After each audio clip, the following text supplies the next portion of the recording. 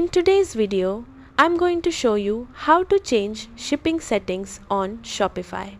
Whether you want to update shipping rates, create custom shipping zones, or offer better delivery options to your customers, this tutorial will walk you through the entire process step by step.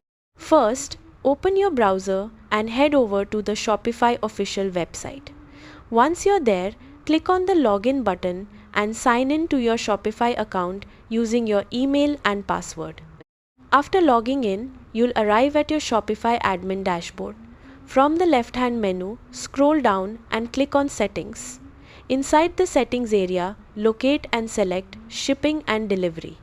This section controls all your shipping profiles, rates, delivery zones, and shipping methods. If you want to create a completely new shipping setup, click on Create New Profile. This allows you to separate shipping rules for specific products or collections. Next, enter a name for your shipping profile so you can easily identify it later. After that, click Add Products and choose the products you want this shipping profile to apply to. Once selected, click Done. Now it's time to configure where you'll ship your products. Click Add Shipping Zone and enter a name for the zone such as United States, Europe, or worldwide. Then search for and select the countries or regions you want included in that zone. After setting up the zone, click Add Rate. Here you can create your shipping charges manually or use carrier calculated rates if supported by your Shopify plan. For a custom shipping rate, type in the rate name such as Standard Shipping or Express Delivery.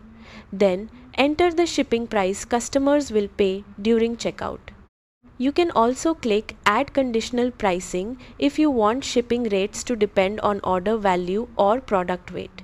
For example, you can offer free shipping on orders over a certain amount. Once everything looks good, click Done and then hit Save to apply all your new shipping settings.